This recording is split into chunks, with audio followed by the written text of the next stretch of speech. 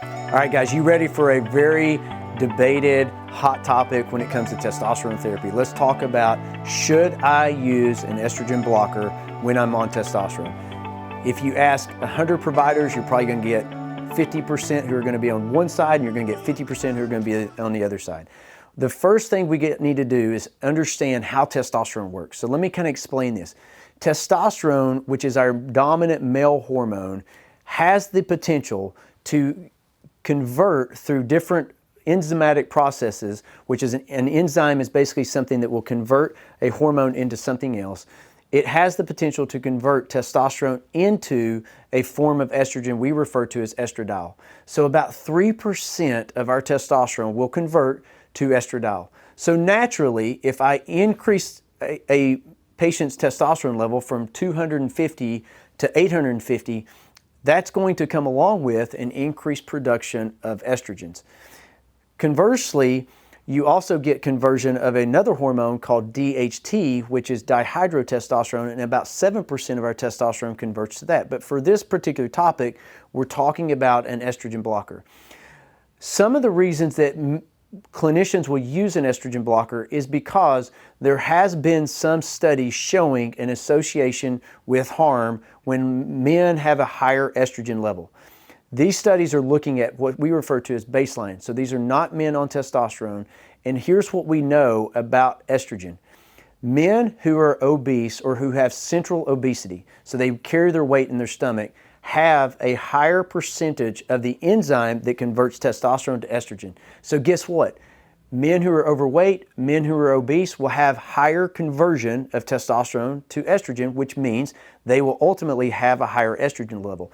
So when we've seen studies that have shown harm with estrogen levels, so to speak, as the marker and cardiovascular outcomes, the question we really have to ask is it really the estrogen that's causing the harm, or could it be the underlying issue, which is obesity or being overweight?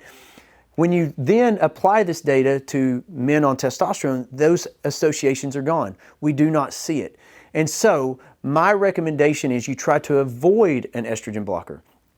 I always jokingly say when you were 22 years old and your testosterone level was great, you didn't take an estrogen blocker then, right? And it works a little bit differently now with a replacement, but in general, we should be looking for balance. So if you have a side effect or you think you're sensitive to these estrogen levels and you want to have a conversation with your provider, one of the things that I will often tell my clients is if we need to adjust based off you're feeling that your estrogen level is too high, the first thing you should do is lower your dose. Microdose. Bring your dose down into a space where you feel that there's homeostasis, there's balance for your levels. If you look at what an estrogen blocker does, and that's where a lot of these clinics go with, is they'll give you these estrogen blockers. Estrogen blockers are technically cancer drugs, just so you know. A lot of oncologists use it for women who are suffering from breast cancer. It is not benign.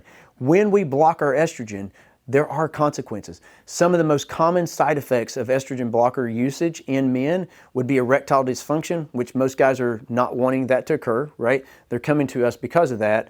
Second common side effect would be the development of depression state, or they just feel like their mood is suppressed, which is also a problem. So we want to avoid that. If you look at the benefits of estrogen, we know that it creates pliability in our vessels, and so it creates a benefit when it comes to cardiovascular status. So we want to allow testosterone to have a natural process of conversion where testosterone will have a small percentage of it convert to estrogen for the benefits of that estrogen. We do not want to block it. We want to avoid that at all costs if possible. If you've got any questions, I know this can be a hot topic, so if you've got any questions, please feel free to email us at info@optimizehealthnow.com or go to our website and read more about this topic, optimizehealthnow.com.